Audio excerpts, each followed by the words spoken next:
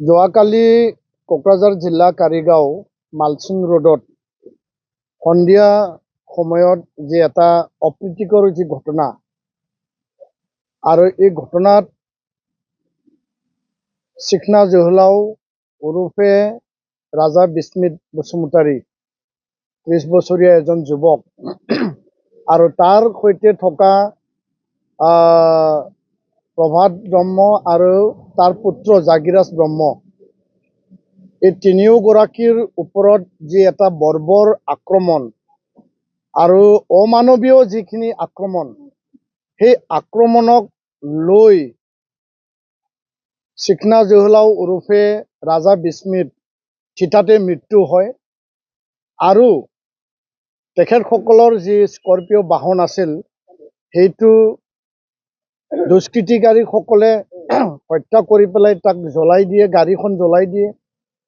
আৰু এই ঘটনাক নিখিল বড়ো ছাত্ৰ সন্থাৰ তৰফৰ পৰা আজি আমি তীব্ৰ ভাষাৰে আমি গৰিহণা দিছোঁ আৰু এই ঘটনা কি কাৰণত হ'ল, কিয় হ'ল, কেনেকৈ হ'ল, ক'ৰ পৰা এইটো সংঘটিত হ'ল, যিহেতু আমি জনাত এই তিনিওগৰাকী এই ছাইডত বিভিন্ন সময়ত তেওঁলোকৰ বিভিন্ন কামৰ কাৰণে গৈছিল আৰু এই স্থানীয় ৰাইজে তেওঁলোকক ভালকৈ চিনি পায়। তৎসত্ত্বেও আমাৰ যোনটো তথ্য সেই তথ্য অনুসৰি যে চোৰ বুলি তেওঁলোকক যি আক্ৰমণ কৰা হ'ল আৰু তেওঁলোকে কৈছিল যে আমি কোনো কাৰণত চোৰ নহয়, আমি এই স্থানত সঘনাই আমি অহা যোৱা কৰি থাকোঁ, তথাপিও তেওঁলোকক বৰ্বৰভাৱে অমানৱীয়ভাৱে চিকনা জহলাও ৰাজা বিস্মিতক হত্যা কৰে।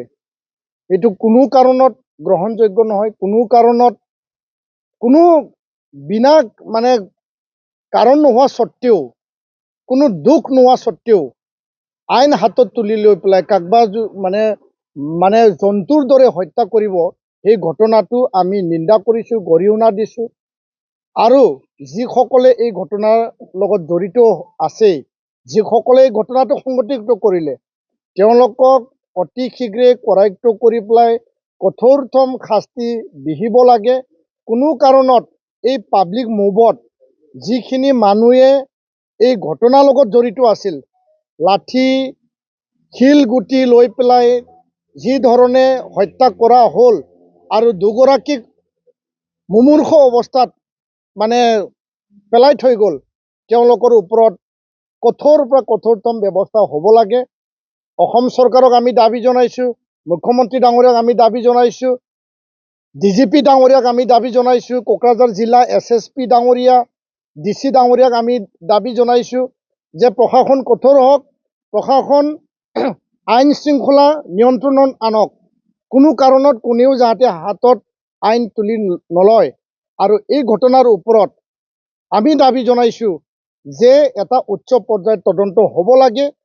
কিয় কোনো কাৰণ নোহোৱা স্বত্তে তেওঁলোকক কিয় মাৰিলে, কিয় হত্যা কৰিলে, কি কাৰণ আছিল, কাৰ প্ৰৰোচনাত হত্যা কৰিলে, কোনে অচেতনি জগাই পেলাই হত্যা কৰিলে, সেই কথাটোলৈ আমি যোৱাকালি ঘটনাটো আমি নিখিল বড়ো ছাত্ৰ সন্থাই আমি দাবী জনাইছোঁ, আহ্বান ৰাখিছোঁ। মানুহৰ জীৱন আৰু সম্পত্তিৰ নিৰাপত্তা, যি শান্তি যি বিৰাজমান আছিল, সেই শান্তিটো কোনে ভংগ কৰিব বিচাৰিছে, কোনে অশান্তি সৃষ্টি কৰিব বিচাৰিছে, যোৱাকালি ঘটনাটো আমি সেইটো কৈছোঁ।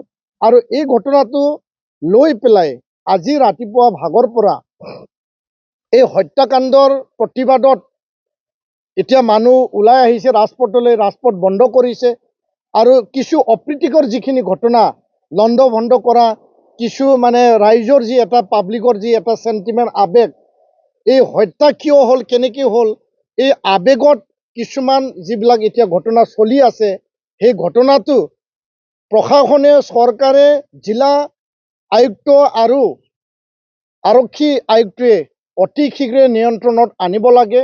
ৰাইজৰ লগত আলোচনা কৰিব লাগে, ৰাইজৰ লগত আলাপ আলোচনা কৰি পেলাই নিয়ন্ত্ৰণত আনিব লাগে। আৰু আমি দাবী জনাইছোঁ যে দোষী শাস্তি পাবই লাগিব, দোষী কৰায়ত্ব কৰিবই লাগিব আৰু দোষীক চৰম পৰ্যন্ত আইনৰ আওতাত শাস্তি বিহিব লাগিব। আৰু এই হত্যাকাণ্ড কিয় হ'ল, এই চিকনা জহলাওৰ হত্যাকাণ্ডৰ আমি ন্যায় বিচাৰিছোঁ। বা ৰাজা বিস্মিনৰ হত্যাকাণ্ড আমি ন্যায় বিচাৰিছোঁ। এই দুৰ্ভগীয়া পৰিয়ালটো, দুৰ্ভগীয়া এই ল'ৰাজনক আমি ন্যায় বিচাৰিছোঁ নিখিল বড়ো ছাত্ৰ সন্থাই। আৰু বৰ্তমান যি পৰিস্থিতি আমি শুনিবলৈ পাইছোঁ, যি পৰিৱেশ পৰিস্থিতি এতিয়া ঘটনা পৰিঘটনা যিবিলাক উত্তেজনা চলি আছে, নিয়ন্ত্ৰণৰ আনিবৰ কাৰণে প্ৰশাসন আৰু চৰকাৰে কাম কৰক। নিখিল বড়ো ছাত্ৰ সন্থা আমি আহ্বান জনাইছোঁ যে আইনৰ গণ্ডিত হত্যাকাৰীয়ে শাস্তি পাব লাগিব, হত্যাকাৰীক ফাঁচি দিব লাগিব, আৰু আইন যাতে হাতত তুলি নলয় কোনেও, আইন যাতে ভংগ নহয়, ইয়াৰ কাৰণে সকলোকে শান্তি সম্প্ৰীতি বজাই ৰাখিবৰ কাৰণেও আমি আহ্বান জনাইছোঁ। আৰু যি সান্থাল জনগোষ্ঠীৰ কিছু দুষ্কৃতিকাৰীয়ে কৰা বুলি যি কথাটো এতিয়া তথ্যমতে আহিছে, আৰু ইয়াত যিগৰাকী যুৱকে তাত মৰিল তেওঁ বড়ো সম্প্ৰদায়ৰ যুৱক হয়। আৰু ইয়াৰ কাৰণে চাওতাল আৰু বড়োৰ মাজত এটা সংঘাত সৃষ্টি কৰিব বিচৰা এই পৰিৱেশটো আমি, কিয়নো সকলো সমাজত বেয়া মানুহ থাকে, সকলো সমাজত অঞ্চলত বেয়া মানুহ থাকে, বেয়া মানুহে যি ঘটনা কৰিছে বেয়া মানুহৰ ওপৰত একশ্যন লওক, কিন্তু জাতি আৰু জাতিৰ মাজত এই বিভেদ আৰু বিভাজন যাতে নহয় তাৰ কাৰণে আমি সান্থাল জনগোষ্ঠীৰ লোকসকলৰ লগতে আমি আলোচনা কৰিছোঁ যে বেয়া মানুহক আপোনালোকে ওলাই দিয়ক, আৰু কি কাৰণত হত্যা কৰা হ'ল, কিয় হত্যা কৰা হ'ল, ইয়াৰ কাৰণে উচিত বিচাৰ তদন্ত ন্যায় আমাক লাগে। আৰু এই পৰিৱেশটো যাতে সকলোৱে সংযম হৈ পেলাই শান্তি বৰ্তাই ৰাখিবৰ কাৰণে, সমন্বয় বৰ্তাই ৰাখিবৰ কাৰণে যাতে সকলোৱে মানে কাম কৰে তাৰ কাৰণে আমি আহ্বান জনাইছোঁ, আমি দাবী ৰাখিছোঁ। ধন্যবাদ।